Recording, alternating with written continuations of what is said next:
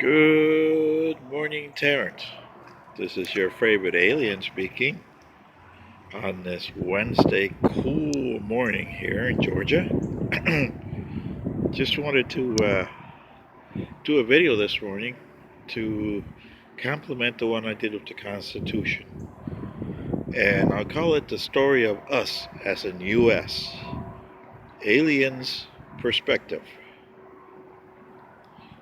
Okay, the story of us, as you know, starts with the Declaration of Independence in 1776, which Thomas Jefferson wrote it once, and it had to be so watered down that I think it was the fifth draft that they finally approved. That should have told them something back then. But anyway, they thought the 8-Year War and founded the Articles of Incorporation, which governed those states from 1781 to 1789. And it did such a poor job of governing that they had to redo the government again.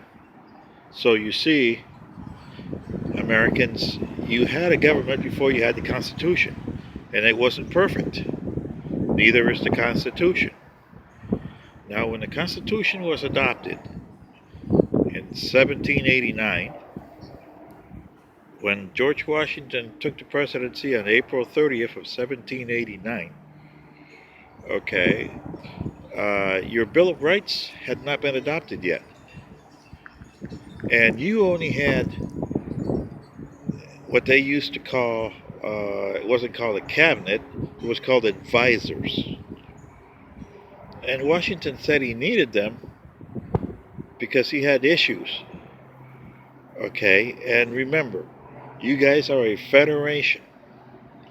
The only problem with a federation is you got member states. You had 13 original member states, and each state gave up something and was hoping for something bigger in return, which they never got. Now, a state, when he joins a federation, mostly has the right to withdraw at any time if he doesn't like it. Your federation is binding, but you don't see anything binding in the Constitution about joining or succeeding from your federation. You get admitted to the union, as you call it, but do the people that get admitted realize that they were giving up more than they thought? So, this is what happened to the 13 states, and this is why you had a civil war. And like I said, you didn't have a cabinet. So George Washington needed advisors to help him run the country on the executive side. The judiciary, everything was new. Remember, everything was a president. So he was a president with precedents. So he established a precedent of establishing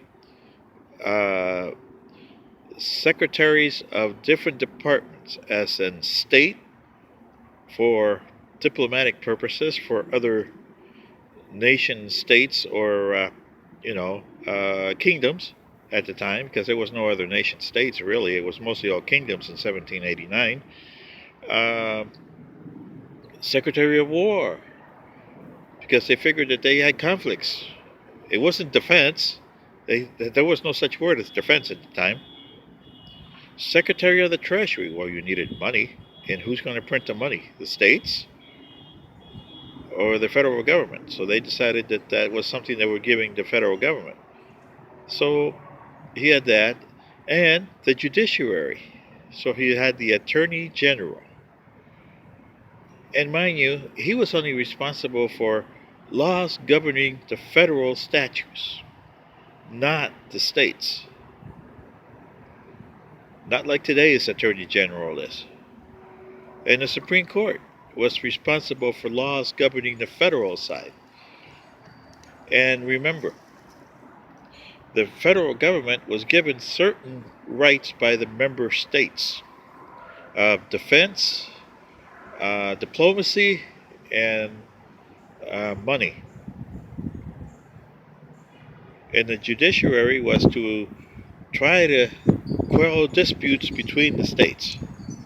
That's what the Attorney General was responsible for. The states, on the other hand, could run their territory as they saw fit. At least that was what they thought it was going to be back in 1789. Then, in 1791, you finally got your so-called Bill of Rights. And mind you, the first two amendments, the first and the second, were never voted on by Congress. Okay?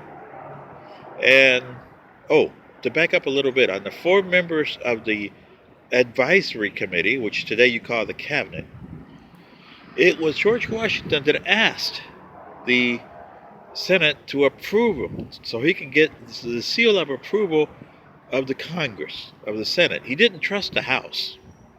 Do you trust the House today? I sure don't.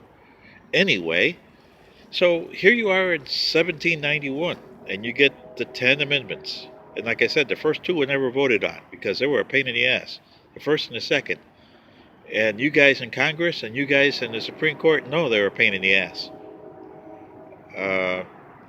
But the interesting amendment that nobody ever saw and they voted on it and didn't think ahead was the 10th Amendment, which said that any rights that states didn't like, the federal government could take. Now, as you know, subsequent administrations have done just that. And today, the federal government runs everything and the states just go, yippee, yippee, yippee, yippee. I haven't seen a single state stand up. California's trying to, but that's Jerry Brown. He's a different story. But anyway, New York, you don't see New York standing up to the federal government. Mr. Cuomo, where are you? Because you're the second biggest state, I would think, after California. So what's going on here? You have states. You're supposed to be governing your states, and then the federal government is supposed to do the other stuff. Now, when you tried to succeed because you didn't like the way the government was running in 1860, you created the Civil War, and you will create a Civil War again. Because some of your people on your states don't like the way you run your states, and they are starting to carve your territory. Not form new states, just form new states out of your own territory. So, here is my alien's point of view, Americans. Can you figure out what the heck you are before it's too late? Thank you.